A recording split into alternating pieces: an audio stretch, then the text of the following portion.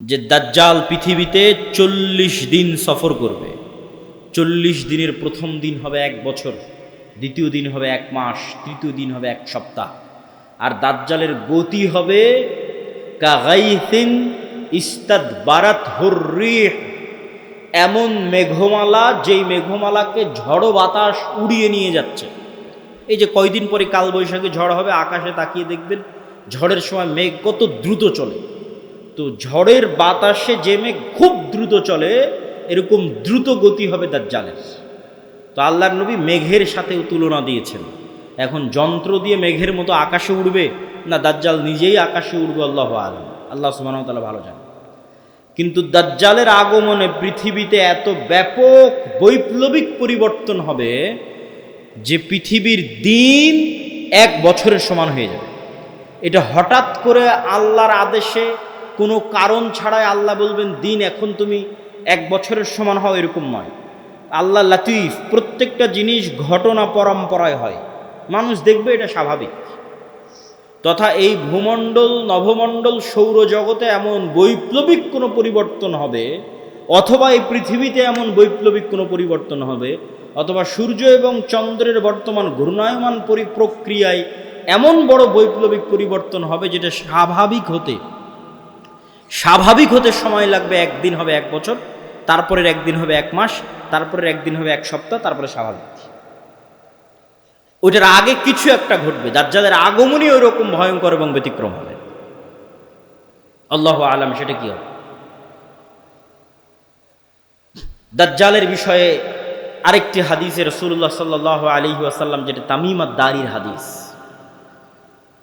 যারা ৩০ দিন সমুদ্রে লাইবা বিহিমুল মাউজ শাহরান কামিলান, সমুদ্রের ঝড়ো বাতাস এবং ঢেউ ১ মাস যাবৎ তাদেরকে কোথায় নিয়ে গেছে কোনো কন্ট্রোল ছিল না নৌকার উপর। এক দ্বীপে গিয়ে যখন নৌকা ঠেকলো, তখন দেখছে একটা প্রাণী, জীবজন্তু, জানোয়ার, গরু ছাগল মহিষ যেমন জীবজন্তু জানোয়ার, এরকম জীবজন্তু জানোয়ার, যার মুখ এবং পা সব এত বিশাল লোমে ঢাকা যে কোনটা মুখ আর কোনটা পিছন এটা বোঝা যাচ্ছে না, এই জানোয়ার কথা বলতেছে। তো মানুষ তো কোনোদিন দেখেনি, মানুষ ছাড়া আর পৃথিবীর কোনো জীবজন্তু জানোয়ারকে কথা বলতে। তো আরবের ওই মানুষেরা এই জানোয়ারকে কথা বলতে দেখে মনে করেছে এটা জিন, শয়তান, কিন্তু জীবজন্তু জানোয়ার। ও বলছে আনাল জাসসাস, আমি গোয়েন্দা, একটা মানুষ তোমাদের সাথে সাক্ষাতের অপেক্ষা করছে, এদিকে যাও। তো তামিম আদ-দারি বলছে আমরা যখন ওই মানুষের কাছে গেলাম, বিশাল দেহের মানুষ, এত বিশাল দেহের মানুষ আগে কোনোদিন কখনো দেখিনি। তো দাজ্জালের বিশাল দেহের হওয়াটা কি ব্যতিক্রম কিছু? ব্যতিক্রম কিছু না। আমরা এখন ৫ ফিট ৫ ইঞ্চি ৬ ফুট হয়ে গেছি, কিন্তু আদি পিতা আদম আলাইহিস সালাম তো আর ৫ ফিট ছিলেন না। আদম আলাইহিস সালাম ছিলেন ৬০ দেরা, ৬০ হাত, ৬০ গজ, ৪০ মিটার, প্রায় ১০ তলা ১৫ তলার সমান উঁচু। তাহলে এখন যদি আদম আলাইহিস সালাম আমার সামনে উপস্থিত হয়, তাহলে আমি তো আশ্চর্য হয়ে যাবো, কারণ এই বিশাল দেহের মানুষ তো আমি কোনোদিন দেখিনি। তাহলে দাজ্জাল বিশাল দেহের হবে, এটা ব্যতিক্রম নয়, কেননা দাজ্জাল তো আদমেরই সন্তান, মিন উলদে আদম, আদমের সন্তান। তো তার হাত, তার হাঁটু এবং তার কাঁধ এমন শক্ত করে বাঁধা আছে। আমরা তাকে জিজ্ঞেস করলাম তুমি কে? সে বলে আমার পরিচয় তোমরা জানবেই, তোমরা বলো তোমরা কারা। তা আমরা আমাদের পুরো ঘটনা বললাম। এবার দাজ্জাল ৪টা প্রশ্ন করেছে। নাখাল বাইসান, আইনে জোগার, বহায়রা তাবারিয়া, নাবিয়ুল উম্মিয়িন। বহায়রা তাবারিয়া, sea of Galilee, lake of Tiberias. নাখলে বাইসান, বাইত শিয়ান। আর আইনে জোগার, স্প্রিং অফ জুয়ার। আর নাবিয়ুল উম্মিয়িন, পড়ালেখা জানে না, লিখতে জানে না, পড়তে জানে না, এমন নবী। আমাদের নবী মুহাম্মদ সাল্লাল্লাহু আলাইহি ওয়াসাল্লাম লিখতেও জানতেন না, পড়তেও জানতেন না। উনি দেখে যে পড়বেন এটা জানতেন না, কোরআন মুখস্থ করেছিলেন। প্রিয় উপস্থিতি, তো দাজ্জাল তাদেরকে এই যে ৪টা জিজ্ঞেস করলো, ৪টা জিজ্ঞাসার প্রথম ৩টে জিজ্ঞাসার সাথে পানি কানেক্টেড আছে, পানি এবং চাষ কানেক্টেড আছে। সি অফ গ্যালিলি, পানির উৎস, বহায়রা তাবারিয়া, ইসরায়েলের সীমানার মধ্যে এখন এখন এটা ইসরায়েলের সীমানার মধ্যে। বাইবেলের প্রফেসি অনুযায়ী তথা বাইবেলের বর্ণনা অনুযায়ী ঈসা আলাইহিস সালাতু ওয়াস সালাম যত মোজেজা দেখাতেন সব এই সাগরে, এই সাগরের আশেপাশে, এই লেক, এই হ্রদ, এই খালের আশেপাশে। তো দাজ্জাল বলছে একদিন এখানে পানি থাকবে না। এখন পানি দাজ্জাল আসার আগেই শেষ হবে সেটা ঠিক না, আসলে না, দাজ্জাল আসার শেষ হবে না। কেন আরাক হাদিসে বলতেছে ইয়াজুজ মাজুজ যখন বের হবে তখন ওরা বহাইরা তাবারিয়ার পানি খেয়ে শেষ করে দিবে, খেয়ে শেষ করে দিয়ে অন্যদিকে আগাবে পানি শেষ করার জন্য। তাহলে পানি যদি দাজ্জাল আসার আগেই শেষ হয় তাহলে ইয়াজুজ মাজুজ আবার কোথায় পানি পাবে? এটাও তো একটা প্রশ্ন। কিন্তু দাজ্জাল বলছে এখানে একদিন পানি থাকবে না। তার মানে কি ইয়াজুজ মাজুজ এসে শেষ করবে ওটার ভবিষ্যৎবাণী, না দাজ্জাল আসার আগেই শেষ হবে? মানে অনেকেই দেখি এখন খুঁজে যে বহাইরা তাবারিয়াতে পানি শেষ হচ্ছে কিনা, সেটার জন্য বলতেছে যে পানি যে দাজ্জাল আসার আগেই শেষ হবে এটা মনে করাটা একদম 100% ঠিক এটা বলা যাবে না। কেন আরাক হাদিসে কি বলা হচ্ছে? ইয়াজুজ মাজুজ এসে বহাইরা তাবারিয়ার পানি খেয়ে নেবে। তো বলে এখানে একদিন পানি থাকবে না। 2 নম্বর কি? নাখাল বাইসান, বাইসানের খেজুর বাগান, এটাও ইসরায়েলের একটা বড় শহর, বাইত শিয়ান। বলে এখানে কি মানুষ খেজুর চাষ করে? তো বলে করে। তো বলে এখানে একদিন পানিও থাকবে না, খেজুর চাষের ব্যবস্থাও থাকবে না। তার বলে আইনে জোগার, স্প্রিং অফ জোয়ার, এটার বর্ণনাও বাইবেলে আছে। আগের যেমন বহাইরা তাবারিয়ার বর্ণনা বাইবেলে আছে, এই আইনে জোগার, স্প্রিং অফ জোয়ার, এটার বর্ণনাও বাইবেলে আছে। কি হিসেবে আছে? লূত আলাইহিস সালাতু ওয়াস সালাম যেখানে ছিলেন ওই শহরটা যখন আল্লাহ ধ্বংস করে দিলেন, যে লূত আলাইহিস সালাতু ওয়াস সালামকে যেখানে তিনি আশ্রয় দিলেন সেখানে তার জন্য পানির ব্যবস্থা, অথবা যে জায়গায় তিনি আশ্রয় নিয়েছিলেন সেই জায়গা হচ্ছে স্প্রিং অফ জোয়ার। এই জন্য ওই বহাইরা তাবারিয়ার স্প্রিং অফ জোয়ার, আইনে জোগার, এই দুটেই খ্রিস্টানরা ব্যাপক হারে দেখতে যায়, ভিজিট করতে যায়। তো এখান থেকে আমাদের জানার বিষয় কি? এই হাদিস থেকে জানার বিষয় হচ্ছে দাজ্জাল প্রশ্ন করেছে একটা নির্দিষ্ট জায়গায়, যার প্রত্যেকটা এরিয়া 30-40 কিলোমিটারের মধ্যে। এই বহাইরা তাবারিয়া বলেন, আইনে জোগার বলেন, নাখাল বাইসান বলেন, এই বগুড়া জেলার মধ্যেই, মানে একটা সেম এরিয়ার মধ্যেই। তথা কিয়ামতের পূর্ব মুহূর্তের ফিতনার বর্ণনাগুলো নিশ্চিতভাবে কিয়ামতের পূর্ব মুহূর্তে যা যা হবে এগুলো মক্কা মদিনার বাইরে, মক্কা মদিনায় হবে না। মক্কা মদিনা ফিতনা মুক্ত থাকবে। কোথায় হবে তাহলে? সিরিয়াতে, শাম। শাম মানে আগে ফিলিস্তিনি বোঝানো হতো, শাম মানে আগে মসজিদে আকসাই বোঝানো হতো। শাম মানে আজকের শাম নয়, তথা মসজিদে আকসা এবং এর আশেপাশের অঞ্চল যেগুলোতে এখন ইসরায়েল, ফিলিস্তিন, জর্ডান, এই যে অঞ্চলগুলো এবং এখনকার যে সিরিয়া, সব কিছু এই অঞ্চলে হবে। দাজ্জালের এই সংক্ষিপ্ত বর্ণনা এবং দাজ্জালের ফিতনার এই সংক্ষিপ্ত বর্ণনার পরে কি হবে? ওই যে মুজাহিদ বাহিনী যারা দাজ্জালের মিথ্যে সংবাদ শুনে এবার দেমাশকে ফিরে আসবে, যুদ্ধ বিজয় অভিযান বাদ, কেন এটা ভয়ঙ্কর ফিতনা। এই ভয়ে দাজ্জাল আসলে বের হয়েছে কিনা, যুদ্ধ বাদ দিয়ে সবাই ফিরে আসবে তাদের যেটা সেন্টার, তাদের সেন্টার দামেস্ক। যুদ্ধ যদি রোম পর্যন্ত গিয়ে থাকে, ইতালির রাজধানী, ওখান থেকেও ফিরে দামেস্কে আসবে। যদি তুরস্কের রাজধানী ইস্তাম্বুল পর্যন্ত গিয়ে থাকে, ওখান থেকে ফিরে দামেস্কে আসবে। এবার দামেস্কে আসতে আসতে সত্যি দাজ্জাল বের হয়ে যাবে। এবার রিয়ালি প্রকৃত অর্থে দাজ্জাল বের হয়ে গেছে। এবং দাজ্জাল বের হওয়া মাত্রই সকল ক্ষমতা দাজ্জালের কাছে চলে যাবে। এটার বিবরণ আরেকটু পরে দিব, এখানে এটা শেষ করে নিই। তো দাজ্জাল বের হয়ে যাবে এই দামেস্কের মসজিদে ফজরের সালাতে যখন জামাত হবে, তখন এবার ঈসা আলাইহিস সালাতু ওয়াস সালাম অবতীর্ণ হবেন। কেননা দাজ্জালের ফিতনা যেই লেভেলের অলৌকিক, ওইটা মোকাবেলা করার জন্য ওই লেভেলের অলৌকিক লাগবে। তথা দাজ্জালের এই ফিতনা মোকাবেলা ওই মুজাহিদরাও করতে পারবে না যারা ইস্তাম্বুল বিজয় করেছে, রোম বিজয় করেছে। এবং কিছু কিছু হাদিসের বর্ণনা অনুযায়ী তারা ভারতও বিজয় করতে পারে। মানুষের মাথায় একটা চিত্র আগে থেকে ঢুকে আছে যে দাজ্জাল যখন বের হবে পৃথিবীতে, তখন পুরো পৃথিবী দাজ্জালের কন্ট্রোলে থাকবে। এটা ভুল কথা। দাজ্জাল যখন বের হবে তখন পুরো পৃথিবী মুসলমানদের কন্ট্রোলে থাকবে। মানে মুসলমানেরা বিজয় করে শেষ করে দেবে, সব বিজয় করে ফেলবে। মসজিদে আকসা বিজয়, ইস্তাম্বুল বিজয়, খ্রিস্টানরা তো পরাজিতই হয়ে যাবে, ইতালির রাজধানী রোম বিজয়, ভারত বিজয়, পুরো পৃথিবীতে মুসলমানদের জয় জয়কার থাকবে। হাদিস থেকে আমি যতটুকু চিন্তা ভাবনা করে দেখেছি এটাই বেশি খাপ খায়, এটাই বেশি মিলে, যে দাজ্জাল বের হওয়ার পূর্বে ইমাম মাহদি আসার আগেই অথবা ইমাম মাহদির সাথেই অথবা ইমাম মাহদী সহ যেটাই বলেন, দাজ্জাল এবং ঈসা ইসলাম আসার পূর্বে পৃথিবী মুসলমানদের, মসজিদ আকসা মুসলমানদের, তুরস্ক মুসলমানদের, ইতালি পুরো ইউরোপ মুসলমানদের, ভারত মুসলমানদের, সবই মুসলমানদের। মুসলমানদের বিজয় যখন সর্বোচ্চ স্তরে এবং দাজ্জালের কোনো ষড়যন্ত্র যখন আর কাজে দিচ্ছে না, দাজ্জালের পক্ষ হয়ে পৃথিবীতে কাজ করবে এরকম কোনো বড় শক্তি আর পৃথিবীতে নাই, এবার নিজেই দাজ্জাল বের হয়ে আসবে। কেননা যারা দাজ্জালের পক্ষ নিয়ে কাজ করতে এরা সব বিপদে পড়ে গেছে, কেননা বিজয় মুসলমানদের হয়ে গেছে। তো ইহুদিরাও এক মাসিহের অপেক্ষা করতেছে, বিপদ থেকে, বিপদে পড়লে বিপদ থেকে বাঁচায় যে সে মাসিহ, মাসিহ দাজ্জাল। খ্রিস্টানেরাও ঈসা মাসিহ, বিপদে পড়লে বিপদ থেকে বাঁচায় যে সেই মাসিহ ঈসা আলাইহিস সালাম বিপদ থেকে বাঁচাবে। খ্রিস্টানেরাও বিশ্বাস করে ঈসা আলাইহিস সালাম আবার আসবে, কিন্তু তারা এটা জানে না যে ঈসা আলাইহিস সালাম মারা যায়নি, জীবিত আছে। আমরা জানি ঈসা আলাইহিস সালাম মারা যাননি, জীবিত আছে। আর তারা মনে করে মরে গেছে, কিন্তু পুনর্জন্ম হয়ে পুনরায় ঈসা আলাইহিস সালাম পৃথিবীতে আসবে তাদেরকে বাঁচানোর জন্য, খ্রিস্টানদের বাঁচানোর জন্য। তাহলে সারা পৃথিবীর সবাই শেষ জামানার একজন বিশাল মাসিহের অপেক্ষায়। এবং আধুনিক এখনকার বিশ্বের যতগুলো নিউজ চ্যানেল রিপোর্ট, সবগুলোতেই বর্তমান যে যুদ্ধ চলতেছে এই যুদ্ধ নিয়েও এই আলোচনাগুলো আমাদের দেশে নয়, এই অঞ্চলে নয়, ইউরোপ এবং আমেরিকায় আলোচিত হচ্ছে।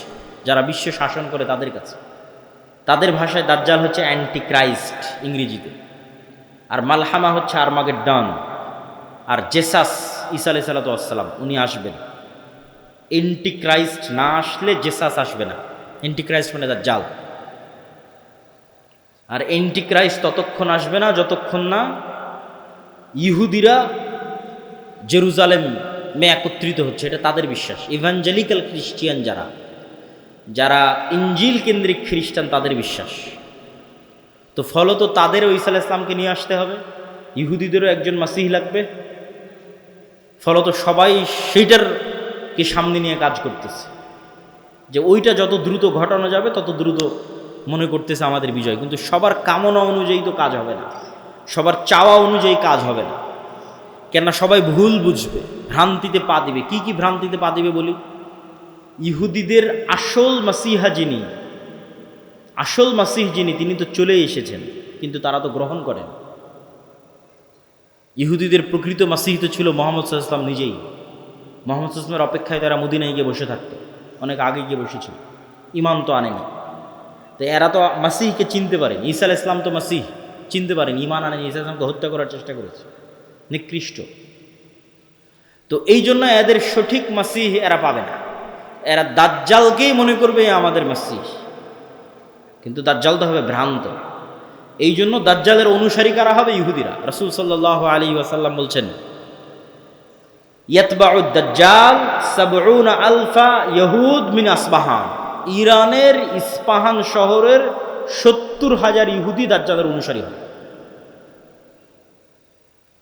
তাহলে ইহুদিরা দাজ্জালকে মাসিহ মনে করে দাজ্জালের অনুসারী হবে, কিন্তু দাজ্জাল তো পরাজিত হবে। কিন্তু প্রথম যখন দাজ্জাল আসবে তখন তো সব ক্ষমতা দাজ্জালের হাতে, ফলত যে কেউ পথভ্রষ্ট হয়ে যাবে।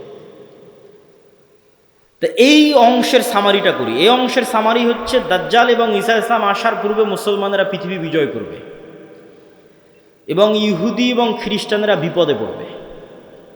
যেহেতু ইহুদি এবং খ্রিস্টানরা বিপদে পড়বে, বিশেষ করে ইহুদিরা, তো এখন ইহুদিদের বাঁচানোর জন্য দাজ্জাল বের হবে। এবং যেহেতু দাজ্জালের পক্ষে কাজ করার মতো আর পৃথিবীতে কেউ অবশিষ্ট নাই, এই জন্য এবার দাজ্জাল নিজেই বের হবে। দাজ্জাল যখন নিজেই বের হবে তখন এক নিমিষে, এক সেকেন্ডে সকল ক্ষমতা দাজ্জালের কাছে চলে যাবে।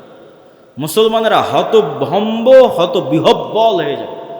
আকাশও বৃষ্টি বর্ষণ করে না, জমিনও ফসল উৎপাদন করে না, দুর্ভিক্ষই নিয়তি ইমান নিয়ে বাঁচার জন্য।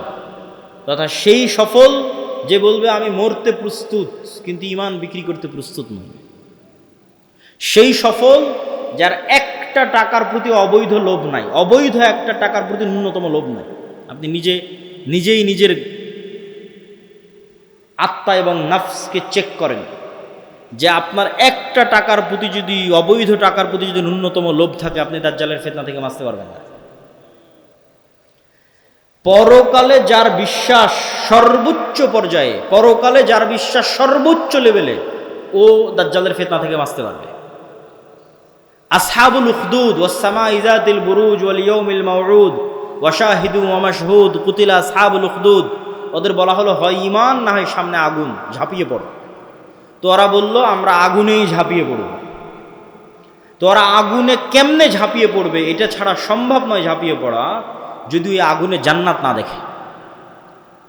আর নিজের বাড়িতে যে এসি রুম আছে ওখানে জাহান্নামের আগুন জ্বলতেছে।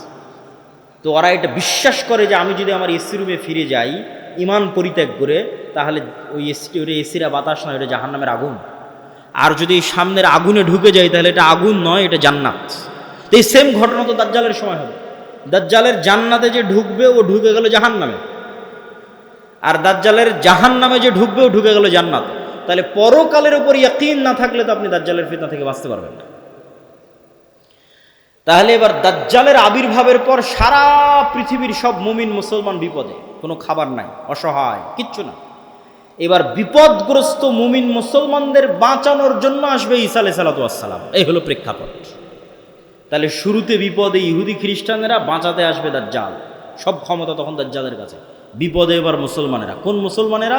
যারা সব দেশ বিজয় করে শেষ করে দিয়েছে। তুরস্ক বিজয় করেছে, মসজিদে আকসা, ভারত, তারপরে ইতালি, সব বিজয় শেষ করে দিয়েছে। ওরা এখন চরম বিপদে। এবার ওদেরকে বাঁচানোর জন্য আসবে ঈসা আলাইহিস সালাম।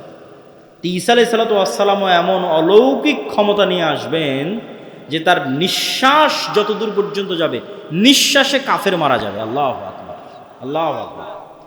নিঃশ্বাসের স্পর্শে কাফের মারা যাবে, রাসূল সাল্লাল্লাহু আলাইহি ওয়াসাল্লাম বলছেন। আর ঈসা আলাইহিস সালামের অলৌকিকত্ব এত টপ লেভেলের হবে যে দাজ্জালকে আলাদা করে হত্যা করা লাগবে না। দাজ্জাল যদি শুধু দেখে ঈসা আলাইহিস সালামের দিকে, ইয়াজুবু কামা ইয়াজুবুল মা, পানিতে লবণ দিলে যেভাবে গলে যায় সেভাবে গলে যাবে, ছেড়ে দিলে গলেই মারা যাবে। কিন্তু ঈসা আলাইহিস সালাম ছাড়বেন না, নিজে হাতে হত্যা করবেন। যেখানে হত্যা করবেন ওটাও ইসরায়েলের সীমানার মধ্যে। ইসরায়েলের বর্তমান রাজধানী তেল আবিব থেকে অতি নিকটে বাবে লুদ নামক জায়গায় দাজ্জালকে ঈসা আলাইহিস সালাম হত্যা করবেন। তো যেই ঈসা আলাইহিস সালাম এবং যেই মুমিন মুজাহিদেরা পৃথিবীর সবচেয়ে বড় ফিতনা দাজ্জালকে হত্যা করল, তাদেরকে এবার আল্লাহ বলবে তোমরা তো এত বড় ফিতনা মোকাবেলা করলা, এখন আমার এমন একদল বান্দা বের হবে, ইয়াখরুজু ইবাদি লা ইয়াদানি লি আহাদিন, কারো পক্ষে সম্ভব নয় যে আমার ওই বান্দাদের মোকাবেলা করে।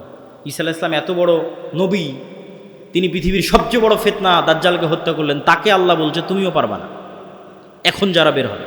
অতএব মুমিন মুজাহিদদের নিয়ে তুমি তুর পাহাড়ে আশ্রয় নাও।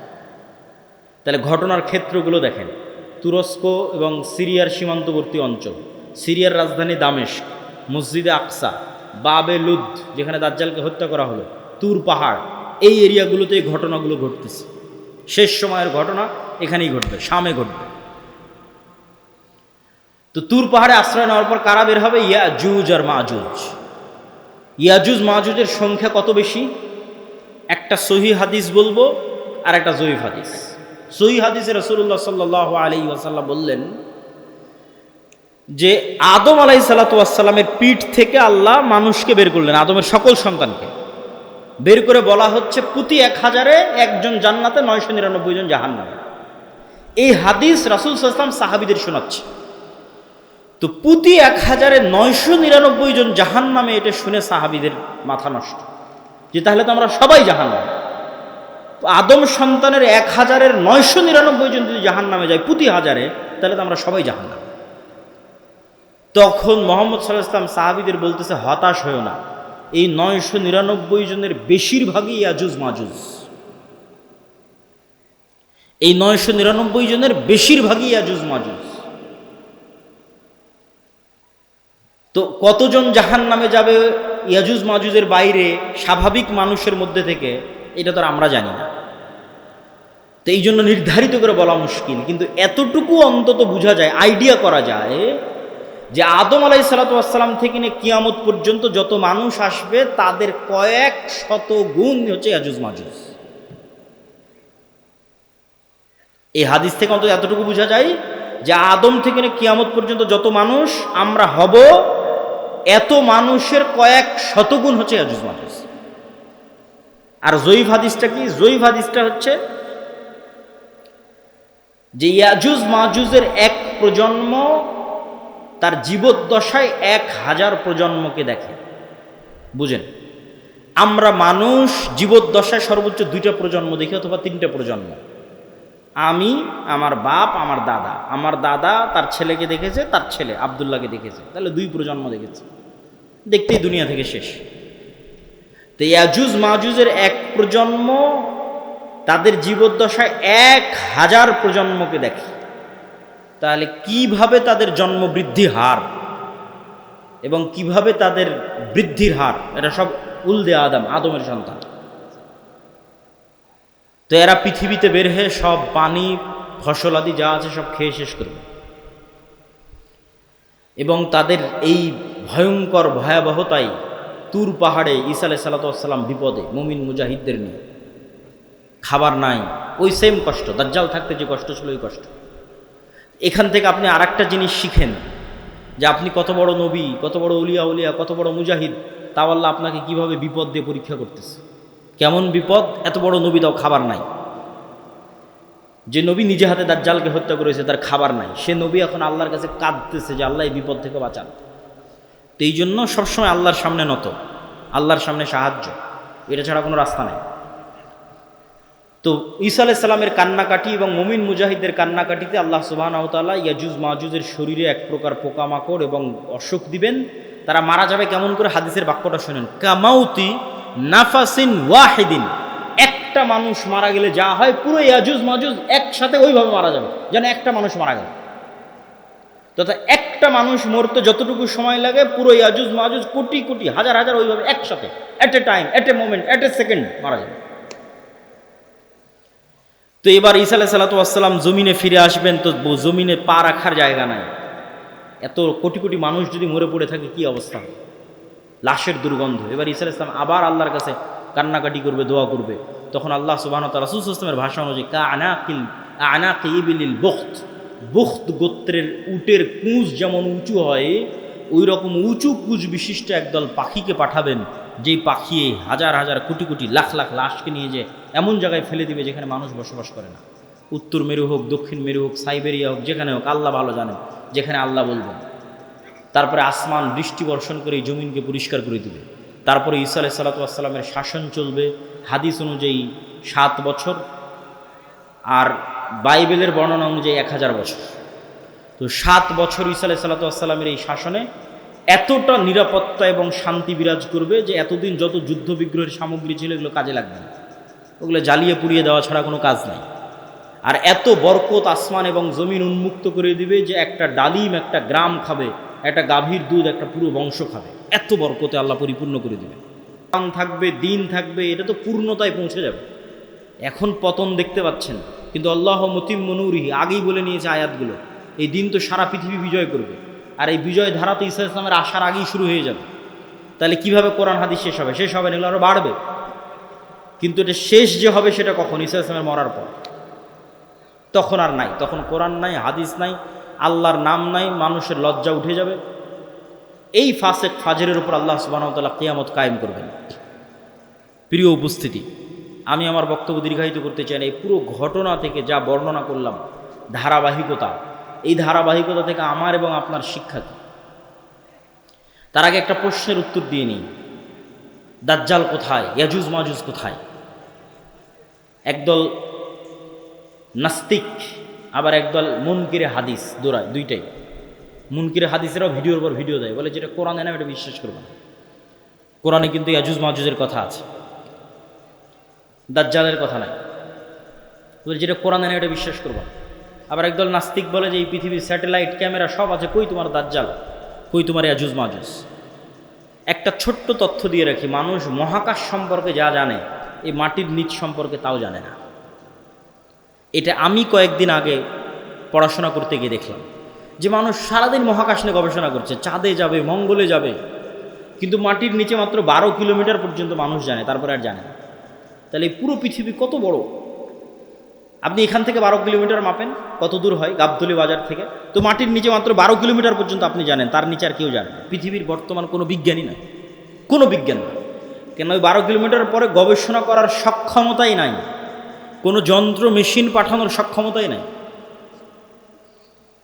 তাহলে মাটির নিচের মাত্র 12 কিলোমিটার পর্যন্ত আপনি জ্ঞান রাখেন। আকাশে চন্দ্রে চলে গেছেন, গ্রহ মঙ্গল গ্রহে চলে গেছেন, সেটা ভিন্ন বিষয়, কিন্তু নিজের পায়ের নিচে যেটা সেটাই জানেন না।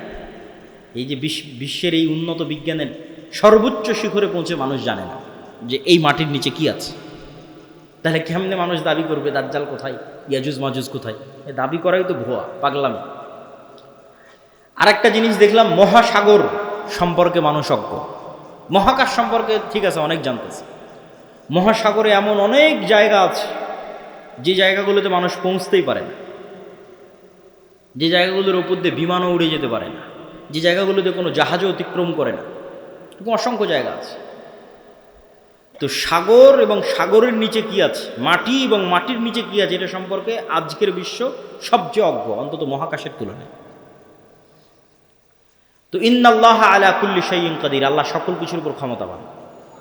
আর কোনোটাই যদি না হয় তো অন্তত একটা উত্তর তো দেওয়াই যায়, যেটা আল্লাহ সুবহানাহু ওয়া তাআলা কোরআন মাজিদে বলছেন যে আল্লাহ 7 আসমান এবং 7 জমিন সৃষ্টি করেছেন, আর 7 জমিনে আল্লাহর আদেশ অবতীর্ণ হয়, কোরআনের আয়াত। 7 জমিনে আল্লাহর, আর সবচেয়ে আরও একটা ভয়ঙ্কর বিষয় যে আল্লাহর আসমান বানাতে যত সময় লেগেছে জমিন বানাতেও তত সময় লেগেছে। 7 আসমান বানাতে যা টাইম 7 জমিন বানাতেও তাই টাইম। তাহলে 7 আসমান কত বড়, 7 জমিন তাহলে কত বড় হতে পারে? এখন ইয়াজুজ মাজুজ আর দাজ্জাল যদি অন্য জমিন থেকে বের হয়ে আসে, এই জমিনে কিছু করার নেই, এটাকে অস্বীকার করতে পারবে না যে না নিশ্চিত নাই। তো অতএব আল্লাহ সুবহানাহু তাআলা সকল কিছুর উপর ক্ষমতাবান। এই জমিনেও থাকতে পারে, এই জমিনের সাগরেও থাকতে পারে, এই জমিনের নিচেও থাকতে পারে, মানুষের জ্ঞান পরিপূর্ণ নয়, অন্য জমিনেও থাকতে পারে, সেখান থেকেও আসতে পারে। এই জন্য সূরা কাহাফ, দাজ্জালের ফিতনা থেকে বাঁচতে সূরা কাহাফ পড়তে বলা হয়েছে। সূরা কাহাফের সব ব্যতিক্রম ঘটনাগুলো দাজ্জালের আসার সাথে মিলবে, দাজ্জালের যুগের যে ফিতনা ওগুলোর সাথে মিলবে। সূরা কাহাফের 4টা ব্যতিক্রম ঘটনা আছে, তার মধ্যে একটা ব্যতিক্রম ঘটনা খিজির আলাইহিস সালামের। কই থেকে আসলো খিজির আলাইহিস সালাম, কোথায় ছিল? বলে মাছ যেখানে জীবিত হয়ে যাবে সেখানে খিজির আছে, তুমি মাছ ভেজে নিয়ে রওনা দাও, যেখানে মাছ জীবিত হয়ে যাবে ওখানে খিজির আছে। তো খিজির আলাইহিস সালাম জিজ্ঞেস করতেছে যে সালাম কিভাবে? মুসা আলাইহিস সালাম সালাম দিচ্ছে, সালাম জান্নাতের সালাম দুনিয়াতে কিভাবে? তো খিজির আলাইহিস সালাম যদি অন্য পৃথিবী থেকে এসে থাকে নিশ্চিত করে, অথবা এই পৃথিবীতেও থাকতে পারে, তো খিজির আলাইহিস সালামকে যদি আল্লাহ সুবহানাহু ওয়া তাআলা আড়ালে রাখতে পারে, দাজ্জাল এবং ইয়াজুজ মাজুজকেও আল্লাহ সুবহানাহু ওয়া তাআলা আড়ালে রাখার সক্ষমতা আছে। তো ওই দাজ্জালের সময়ের ফিতনার সাথে এই সূরা কাহাফের ঘটনাগুলো মিলবে। আসহাবে কাহাফ, আসহাবে কাহাফের কথা বলতে গিয়ে আল্লাহ বলছেন ওয়াহুম আইকাজ, তাদেরকে আমি ঘুমিয়ে রেখেছি, কিন্তু মানুষ দেখলে মনে করবে ওরা জেগে আছে। আপনি দেখলে মনে করবেন এই মানুষটা জেগে আছে, কিন্তু ওরা নিজেরাও বুঝতে পারছে ওরা ঘুমিয়ে আছে, আল্লাহও বলছেন ঘুমিয়ে আছে। এইভাবেই 309 বছর পার হয়ে গেছে। ওরা ঘুম থেকে উঠে মনে করছে যে কই, আমরা তো অল্প কিছুক্ষণ মনে হয় শুয়েছিলাম, ঘুমিয়েছিলাম, কিন্তু 300 বছর পার হয়ে গেছে। তো সময়ের যে আপেক্ষিকতা, এটার কন্ট্রোল আল্লাহর হাতে। এই আপেক্ষিকতার প্রভাবিত মানুষ দেখবে যে একদিন হয়ে যাবে 1 বছরের সময়। তো পৃথিবীতে অবশ্যই ব্যাপক কোনো পরিবর্তন ঘটবে, যেটার প্রভাবে 1 বছর, 1 মাস, 1 সপ্তাহ, সেটা কি আল্লাহ সুবহানাহু ওয়া তাআলা ভালো জানে। তো প্রিয় উপস্থিতি, এই 1 নাম্বার কর্তব্য কি, সংক্ষিপ্ত বক্তব্য শেষ করে দিচ্ছি, এগুলোর উপর ঈমান রাখা। 2 নাম্বার কি, যে কোনো মুহূর্তেই দাজ্জাল বের হতে পারে, যে কোনো মুহূর্তে কিয়ামত হতে পারে, কথা এটাই ঠিক। রাসূল সাল্লাল্লাহু আলাইহি ওয়াসাল্লাম আশঙ্কা করতেন দাজ্জাল মনে হয় এখনই বের হয়ে গেল। এরকম অনেকগুলো ঘটনা আছে হাদিসে, ইবনে সাইয়াদের ঘটনাগুলো বেশি, তার মধ্যে প্রসিদ্ধ। তো ফিতনা তো সবসময়ই চলছে।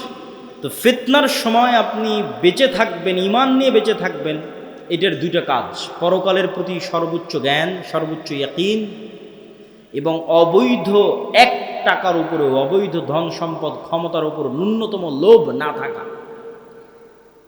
এবং সফলতা এটা নয় যে আপনি বাড়ি গাড়ি টাকা পয়সার মালিক হবেন, সফলতা এটা যে আপনি ঈমান এবং সালাত অবস্থায় পৃথিবী থেকে বিদায় নেবেন, এটাই সফলতা।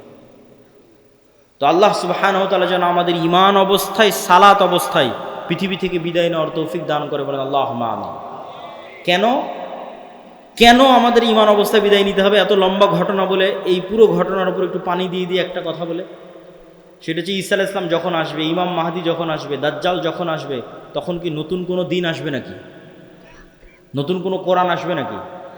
নতুন কোনো হাদিস আসবে নাকি? কোরআন এবং হাদিস তো এইটাই যেটা এখন আছে। তাহলে সবচেয়ে বড় ঘটনা তো আগেই ঘটে গেছে, মুহাম্মদ সাল্লাল্লাহু আলাইহি ওয়াসাল্লামের আসা এবং কোরআনের প্রেরিত হওয়া। তাহলে ঈসা আলাইহিস সালাম যে কোরআনের উপর আমল করবেন ওটা আপনার কাছে আছে। ইমাম মাহদি যেই কোরআন দিয়ে রাষ্ট্র চালাবে ওটা আপনার কাছে আছে। আর দাজ্জাল যেই নবীকে মানতে বলতেছে ওই নবী চলে যাওয়ার 1400 বছর হয়ে গেছে। তাহলে কাজ আমাদের কাছে আছে। হ্যাঁ, ইমাম মাহদি যেই দিন আসবে সেই দিন আমি সব কিছু করবো, জি না, এটাতে প্রোডাক্টিভিটি নষ্ট হয়। এই জন্য আগেই বলেছি দাজ্জাল আসার আগেই মুসলমানেরা বিজয় করবে। এই জন্য প্রোডাক্টিভিটি বন্ধ করা যাবে না, কেন আসল কাজ তো আমাদের কাছে আছেই। নতুন করে তো আর কিছু আসবে না। ঈসা আলাইহিস সালাম তো নতুন কোরআন আনবেন না, এই কোরআন তো আমার কাছে আছে। ইমাম মাহদি তো আর নতুন হাদিস নিয়ে আসবে না, হাদিস তো এটাই, তো ওটা তো আমাদের কাছে আছে। তাহলে কাজ তো আমাদের কাছে আছে। আরও একটা কি মাথায় নিয়ে উঠে যাবেন, মানুষের মৃত্যু কিয়ামত, কিয়ামত আমার মরে যাওয়াই আমার কিয়ামত। কেন আমি তো পরকালের জগতে ঢুকে গেছি, কবর বারজাখ, আমার মৃত্যুর মাধ্যমে আমি পরকালের জগতে ঢুকে গেলাম। তাহলে আমার কিয়ামত তো আগেই হয়ে গেল, দাজ্জাল আসার আগেই কিয়ামত হয়ে গেল আমার।